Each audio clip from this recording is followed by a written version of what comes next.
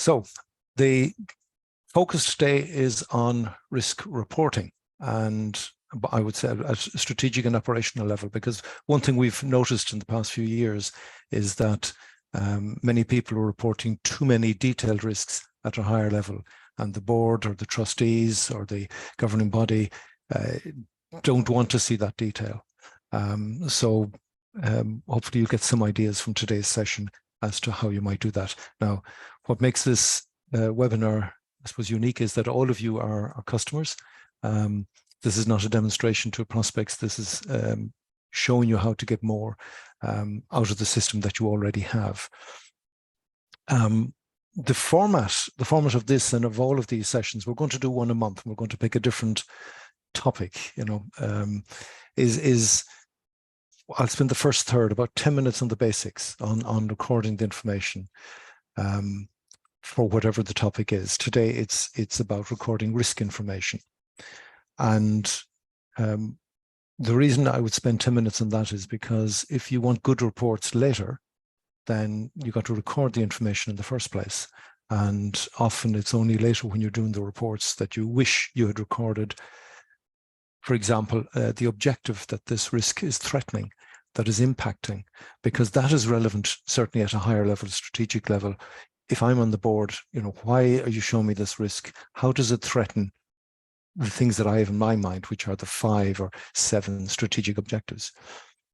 The second element of this will be on integration, because if you're just looking at risks and just the risks module, then it will be a demonstration of the features of the risk module. But I want to show how in the platform and calQrisk, there are other bits that you could be using as well, and collectively it'll enrich your risk information and make the reporting a little bit more insightful.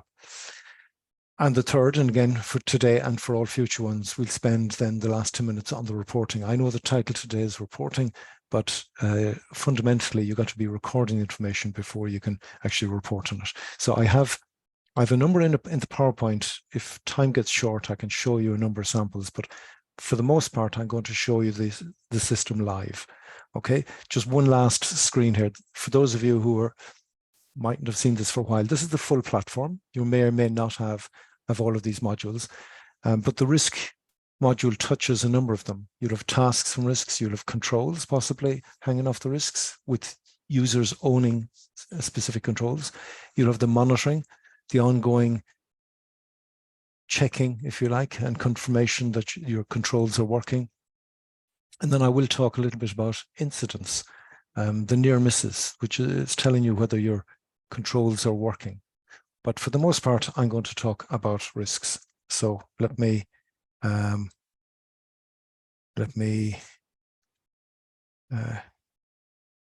go into, okay, I'll just go full screen here.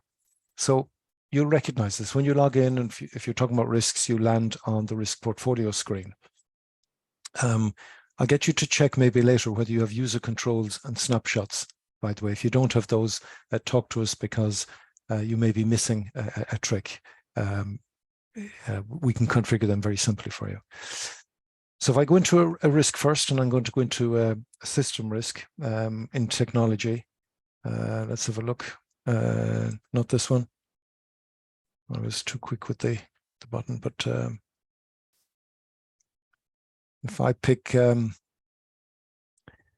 failure to prevent unauthorized access to systems and information. Now, what some of you may notice here is there's a few extra fields in this. You can see here I have some custom fields here. I have that are visible. I mean, you will know that these two, where I have risk level and control effectiveness, they were the first 2 custom fields on this screen, but we added in another 4. And just to show you what is possible here on this, I'm going to go into custom fields. And if it's the risk custom fields, and you can see that there are now 6. And if I call this one an objective description, and I'm going to delete this one and delete the description on this one, and I'm just going to call this here just something else. I want you to see what the effect is. And save. And go back to my risks.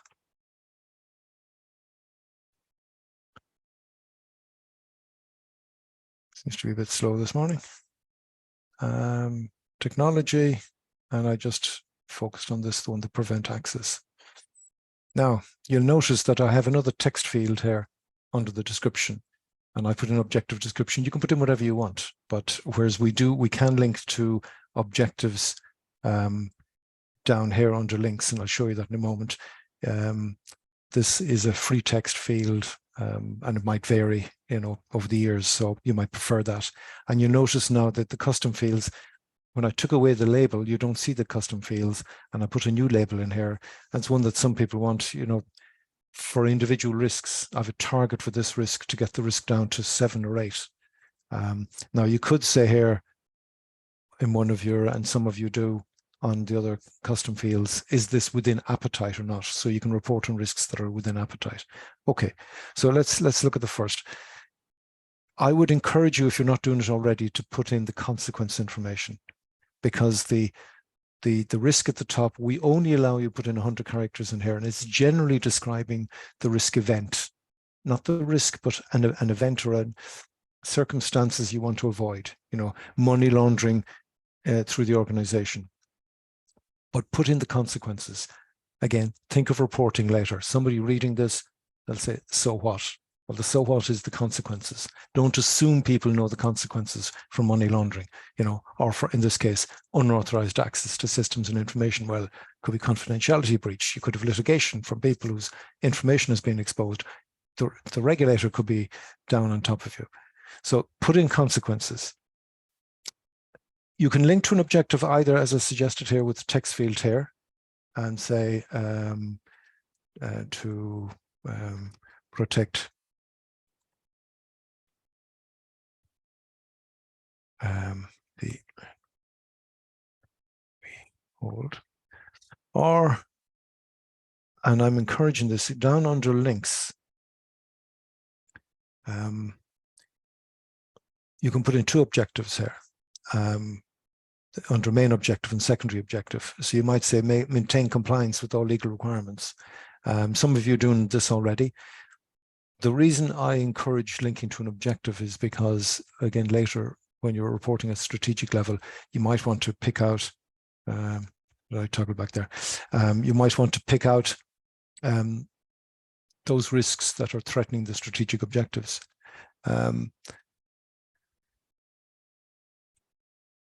Many of you I know want to report, again, at strategic level, whether risks are within your appetite or not. Well, that's where you might consider using, just one second, get rid of the picture of myself here. You could use a target, a number, a decimal number in here for your risk appetite for that specific risk. You could use one of these custom fields here and say whether it is within your appetite. I know where I've risk level, you might have within appetite question mark and a simple yes or no. Or you could build into a custom report that, and a number of you have done this, that for all technology risks, we want all technology risks to be below, let's say 6 or 7. And I'll show you a report in a moment with that. So what else have I noted here? Okay, that's a detailed risk. If I go back and consider how would I report high-level risks, let me pick one here. If I go back to the portfolios, again, some of you are using this, others may not yet, but if you look at this category at corporate level, it's a category of risks. There's no library risks in there, but they're where you put in your own user added risks. So you describe the risk. And if I take this one, 71193, and you'll see that in a report in a moment, confidentiality breach originating from IT failures. It looks like any other risk, but the difference here is, and where this came from is, one customer said, I can't be reporting 40 technology risks to the board. Their eyes will glaze over. So there's an old acronym CIA, confidentiality, integrity, and availability. And all IT risks can probably be summarized under 3. And this is the confidentiality one, that there's a confidentiality breach originating from IT failures. And that captures a lot of detail. Indeed, if I look at risks under the risk, so these are the detailed, if you like, operational risks that are feeding into my high-level risk. And I have 3, 4, 5, I've 8 in here. It doesn't matter what the detail is, but, failure to secure wireless access, poor configuration management, failure to prevent unauthorized access. These I'm now saying are details into a bigger risk that I would show the board. On these risks, you can also attach controls, and a control might look like, for example, server logs are reviewed regularly. And again, what a lot of you are doing now is creating libraries of controls. And when you create the library, you can link then to a risk. You can link from the library. I'm just going to show you the library now. A bunch of controls. So think of it, a control could be used in multiple risks to reduce multiple risks. And you can assign that individual control to a person and declare the effectiveness of that individual control. Now, I'm not recommending you do this for every single risk in the organization. Otherwise, you could end up with 800 controls. But there might be some controls that you want to be specifically managed by individuals. You want assurance that they're done every month. I've probably passed the 10 minutes on the basics. Let me see, have I covered? So if I go back up, so this is the high level risk, and we'll see this in a report in a moment. And these are the controls under that high level risk. And I'm thinking ahead and thinking, I want to have, for my 100 risks, I want just to have 10 or 15 that I'm going to show the senior management team or the board. And those 10 or 15, I'll give you an example that a lot of you will have, money laundering. I'm not going to show the board 10 money laundering risks. I'll show them 1. And maybe behind that 1, I might have the detail here, have the 8 or 10 detailed money laundering risks. But at a high level, I'll say money laundering through the organization, well managed. Or, I can drill down and show, except in one area where, with third parties working in collusion with maybe an employee, hard to track, whatever. But at the higher level, you're showing 1 risk, okay? Now, let's talk about integration. And the first thing is, I suppose, the risks that I've talked about. The tasks. If I'm sitting on the board and somebody's reporting a risk, one of the first things I want to know, if this is one of the top 10 risks, is what are you doing about it? What actions have you planned to address this? And this is where tasks, we call them tasks, or actions, it's the same thing. Here you can see I've 2 in here: document procedure for configuring systems, address the security issues. Doesn't matter what they are. These tasks are associated with that risk, right? You can run a report. Actually, I'll run the 360 report because it'll show integration with a few other things as well. But if I'm showing the risk later to somebody, they should be asking me, well, what are you doing about it? So if you can include the tasks, and we've seen plenty of people who are writing tasks as notes maybe in the risk, instead of maybe setting up a task, assigning it to somebody. Now, if you look at this one, and maybe I should look at the other one, it shows the objective impacted. It shows any incidents we've had since, since we put up this risk. The monitoring, I'll have to show you the other one to show you the monitoring questions, and then the tasks associated with it. If I go back to my portfolio and we look at the one we were looking at earlier, I have just a little bit more detail in that one.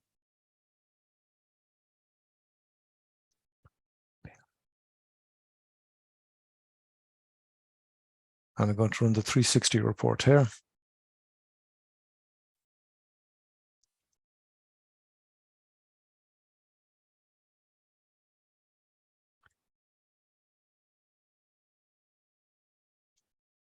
Okay, it's a bit more information in here. And because I've linked the risk to an objective, I see the objective in here. Because I record incidents and near misses. When I have an incident, if I consider this actually is related to that risk, then I will create that link. So when I run this report, I can see any incidents I've had. If I have monitoring questions whereby you're asking, you know, if like were the server logs reviewed this month? Well, they should be reviewed every month. And if I get the answer to that question every month, then I should see all green here. If I'm seeing some red here, and no, you can see can be green as well. It's not necessarily yes is always green, but if I see red here, it means that maybe something isn't working as I expected. I'm getting a bigger picture, and hopefully this is beginning to sink in. And then tasks, again, the risk on its own. You know, what are you doing about it? Well, we've got these tasks. Some have been closed, some are still open, and when they're all closed and completed, well, we should see the level of risk drop. Okay. If you're not familiar with the monitoring, if we take that question, were the server logs reviewed this month? I will see if I can answer another one and go. Now it might be somebody else that was assigned the question, but I've got all the rights I need here. I can go in and put in the answer as well. So if I say server month, you can see here I can answer for the 24th of April. I'm going to that one, and I'm going to say yes. No, I'm going to say no. I think I'll say no on this one and say too busy, and save and next. If it'll let me. Maybe I don't have the rights.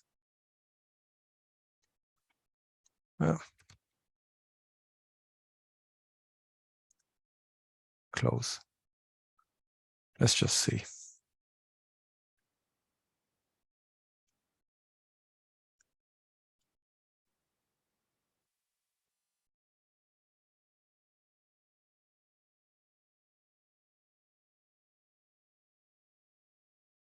The monitoring questions, I think most of you would be familiar with the monitoring questions. They can be used for control verification. Are the controls working? Compliance monitoring. It could be that it's to capture key performance information or key risk information. And we look at an example of that in a moment. Or it could be used for due diligence. Questions you might send out to a third party to capture information. And that could be part of your third party risk management, which we will cover in a separate session, maybe in a few weeks or in a couple of months. So, okay, I didn't say it. All right. I obviously didn't have the rights to say that, but generally you will see the answer to the question as a no on this one. Okay. Integration with the other modules. That's the essence of really what I was trying to say, that if you use the monitoring module, you can capture ongoing information about the risk. If you have tasks that you're doing or have completed to address the risk, capture them in the system. And if you have, and I think you should capture incidents, and it can be small near miss stuff, but it's risk intelligence. The more that stuff you capture, the more you can, say at the end of a month, a quarter, a year, if we were to address this, we would have a lot less incidents, generally lower risk. Because when you capture a lot of them, you get to see trends, you get to see the causes. Maybe it's poor training, maybe it's poor process, and you begin to see weaknesses that you can now address. So now onto the reporting and other reporting. I mean, I've showed you a lot of reports, but I'm going to show you snapshots. Okay. If you have snapshots, the concept of snapshots is that you can take a snapshot of your risk register at any time. And if you take a snapshot, I'm going to take number 10 here, which was taken on the 13th of December, and I just hit report here, then it'll compare the last time I did the risk register, which I think was today, is today the 18th? Was it yesterday? I was playing with this yesterday, and compare it with the 13th of December.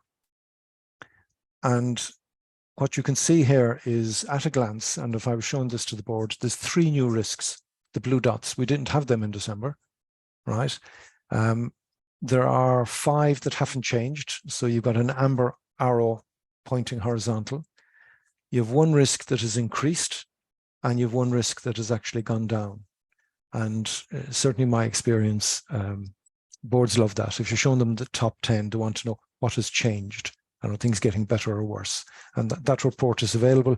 The thing I'm pointing out here is you have a reference, you have multiple reference points, but I'm comparing today with a particular date and time.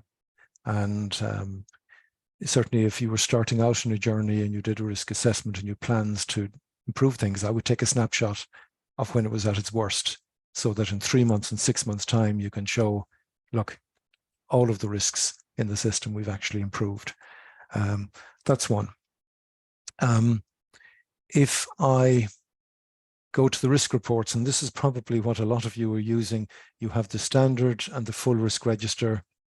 If I run that, and the full risk register is just more columns than the standard one. Let's just have a look. This is just a lot of boring information that looks like a very wide Excel spreadsheet. I'm sure you can do better than that. So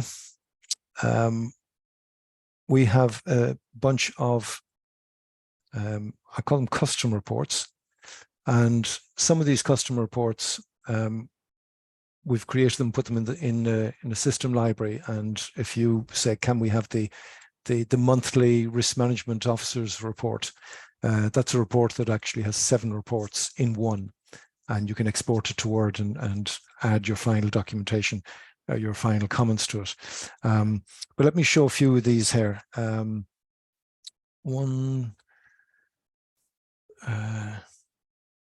I just wrote down a few numbers for myself, 1386. I want to give you a cross section, 1386. Well, that's the tasks. Yeah, tasks closed. Well, why not? We'll start with that. So you want to show what have you done, what have you done since the last meeting? And this is a very simple report, and you can pick, you can pick the 1st of January 2023 up until, well, I can go say up until today, the 18th, and view a report. There's an example of what you can do. Think of how you want to report, and this is just a list of the things that we've done, and I've put in associated with, so the view from the task, but some of these, 3 of them are linked to risks. Okay, that's one report. Close. If I show you a different one, a high level report, this is one of my favorites, 2256. This one here, it's high level with the drill down. And this was originally, a customer wanted this, and I think this is one that would be very popular with you guys. Let's say you've taken your 100 risks and you've made 10 or 15 high level risks, and you can see this is the whole risk register in 2 pages, right, at high level. Right, that's the first page, and this is the second page. And you'll notice there's a chevron here beside the high level risk. And if I click on that chevron, it expands that and shows me the detail behind it. So there's 2 other risks behind this one. And here's the nice thing. If I export this to Excel and open the Excel, no tricks here. It's very simple. I have that functionality also in Excel. I'll go down and I'll show you the exact same risk we were looking at. This one here, 5 and 5, and I can collapse it or expand it also in Excel. So where you have the complaint of there are too many risks, imagine if you could show, well, here's the 15, I've summarized them into 15. There will be somebody who will want to know the detail, and whether you give them access to a customer report, or whether you print it for them or send it to them like this, you now have the best of both worlds. You have the high level and you have the detail. So that was Excel. I wanted to show that. I was delighted when I realized that functionality was there, that you could go straight to Excel and had that same toggle functionality. Okay, If I go to, and I'm showing you some of these to show you what's possible. Now, this has got mixed reaction from customers. One with the radar, with a bit of graphics.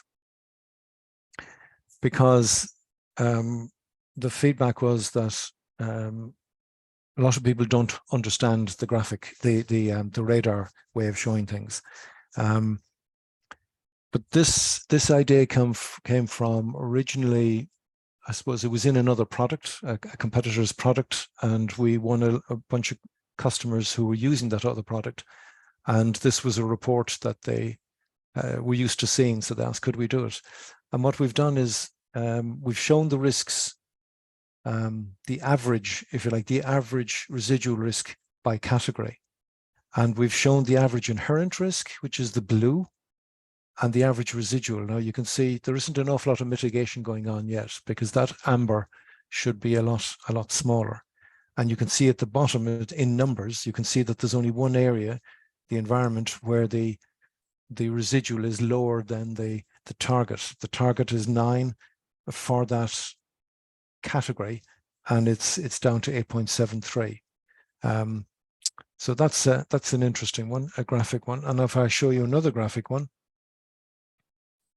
1307. These are just ones that I've done in this demo account, 1307, and I call it the board dashboard. It's click and view once the report is in there. This I like, and I'll tell you the origin of this. Mainly I'm focusing on the left-hand side here, just because in a dashboard you can show multiple things. But on the left-hand side, you can see that there are 123 risks here, which would be not untypical for a lot of you. The number of risks is not the important thing, honestly, because it just shows you've got a lot of detail there. But what is important here is that there are 3 high-level risks. That's the 3 in red, and I can see there's 2 in people and there's 1 in business continuity. And now if you showed this to a board, they'd probably say, what are the 3 red risks? So you better have that detail ready on the next page, which you could do. If I want to show an improvement, and I don't think a reduction in the number of risks is meaningful, it doesn't really mean anything. But if I came back in 3 months' time and I had 75 in the low and I had just 55 in the, or 45 in the medium, and I'm showing more of the risks are into the green area, I think that's something I can explain at a higher level. I'm kind of showing the detail, but I'm showing it rolled up into, look, yes, we have a lot of risks in technology. We have a lot of risks with people. The picture tells you a lot of information. The right-hand side is just incidents by type, and the color in that is then the, I haven't shown the legend, is shown the status of the incidents. But really just to focus on the risks, a picture that shows, yes, how many risks we have, but how many are ones that need further mitigation. And you can see there's a lot of work to do here, because there's quite a lot where they're in the amber area. Right, I want to leave you guys some time, but I have one more one that I would show you, I think, and that is no, it's called performance, but it could be, think of it as, I just thought it, just to show the principle what you can do. If you're collecting answers to questions every month and you wanted to show a trend for the year, it doesn't matter what these questions are really, right? There could be performance questions, there could be key risk indicators. But if you're able to show a report like that, and of course you want all green, but if it's going from green to amber to red, you know, you got a trend there that you need to reverse. And this is really coming from the monitoring module, but it could be questions that you have associated with risks, and it could be your key risk indicators. So don't worry too much about the questions here. The principle is the same. I just thought it was probably the best example. I'm just going to go back to the slide. Now this is, I put these into the PowerPoint just in case we got stuck for time. There's another one that you could have, which is just getting maybe compliance answers from this to the same question from different people. That's the task closed. That's the last one. Finally, guys, to be able to do everything I've shown you today, you need those two things, the snapshots and user controls, if you want to go down to the user control level. I would encourage you to record incidents or near misses. It doesn't have to be complicated. You only have to fill out 5 fields, kind of at a minimum. And if it's a big incident, obviously you'll capture more information. Some of these are available in the system. Some we would create for you specifically, or maybe create a system one, a generic one, and then tailor that to each individual. Let us know. Look, I hope as users that I've shown you something you didn't know, and that you feel, hey, this project can do a lot more than I thought it could. It really can. And so I hope this was useful. So if you have questions, and I see there's 2 in the Q&A, I'll have a look. Andrew, is there a way to add a rule within the system? For example, if an operational risk is above X amount, then it is escalated to a strategic risk for board review. Okay, there's a way you can do that. It's not fully automatic. Sorry, if I need to go into the product, if I go into the product, and if I go into a risk,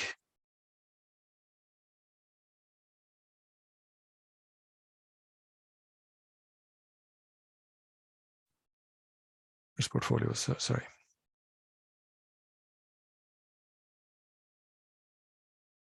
And we'll go back into that risk that I was just looking at, just and show you in that one. My internet is slow this morning. And down here, something that we put in years ago, but there's a little tick box here under the cost section. Felt it had to go in somewhere. It's maybe not logical, but if you tick that escalate, we used to have a widget that showed the risks that were escalated. Maybe I should turn that back on again. But you could, we could do a custom report that picked up, let's say, all the high-level risks and any risk that was ticked with the escalate. It's just a flag to, if you want to elevate a risk and say, I need you to look at this. The level might be looking that it's low, but you can hear the squeaky wheel and you want somebody, you know, to pay attention. Then I would use that escalate flag. So let me see, there was another question. Does the effectiveness rating feed into the residual rating? From Mary. Okay, what Mary is referring to is you can have the effectiveness on the risk, as I have here, control effectiveness, and this is your drop down. 1, 2, 3, 4, 5, or often we find 5. 1 is the highly effective, and 5 is bad. A bit like in the risk, the bigger the number, the worse it is. But it doesn't matter. Or you can have under the user controls, if you have the effectiveness down at the user level, and this is one that is the server logs are reviewed regularly. I think we had a couple of them, and here you can see that is also 1 to 5. Now, our risk calculation, if you're using one of our library risks, doesn't take that into account. Maybe something for the future, we might allow customers to write their own algorithm for calculating what the residual risk should be. But if it's a user added risk that you're putting in, and let me explain. If it's that corporate level risk, and I'll stick with the ones we were looking at earlier, so not too many new screens here. And look at the confidentiality breach from IT failures. I'm saying this is 4 or 5, this is 20. I could say this is 3 by 3.5, right? And save. And that risk is now at 10.5. How did I decide that was 3 by 3.5? Well, I might have looked at the controls that are attached to it. And I'm looking at, this is now user added risk and user added controls, and I can see effective, poor, highly effective, satisfactory. Let's say they're all fairly highly effective, right? And I'll make a judgment call. I think what Mary is asking is there a way to calculate this automatically? No, but I think you have the information. You have the if it's this risk, a user added risk, and if you linked risks to it, then you have the risk information, you have the control information. It's your call. Probably have a method yourself. So if you are queried, and by a method or an approach, do you always take the highest residual risk of any risk attached to it and say, well, if they ranged from 5 to 10, I'm going to take 10 as the highest risk. No, but you have the information, I would say, and certainly use it. Now, what I've seen one client do is they did a report where we wrote it for them, where they showed the average effectiveness of controls for the category. So if the category was money laundering, they were able to show that our controls in money laundering have an average score of, and you know, you can put it in a category. You can say, let's say if it's 1 to 5, you can say average score of in the 4, or you can be more specific, because if you're doing an average, you can say 4.3. Give it a rating for the group to roll it up. Is there any other questions? I think that's it, and we've gone over the time a little, but I'm okay if you have other questions. Hopefully I've answered them. I can see most of you are still on the call, but you might have other calls to go to. So if there are any other questions, pop them in the Q&A. Otherwise, I'll say I hope this was of benefit. As I said, this is the first in a new series. Do give us feedback whether this kind of this format works, where we talk about the basics, the integration with other elements, and then the reporting. There'll be reporting in every single one. This is all, it was entitled reporting, and really you can have very detailed reports which you don't want to show the board, but how do you show high level information? And I think the answer there is a bit more graphics, a bit more of the summarizing of the risks. So with that summary, I'm going to leave you, but please give us feedback. We want to have one of these sessions every month. Maybe suggest topics if you wish. The next one is about incidents, but happy to take your ideas on board as well. So thank you for listening. Bye-bye.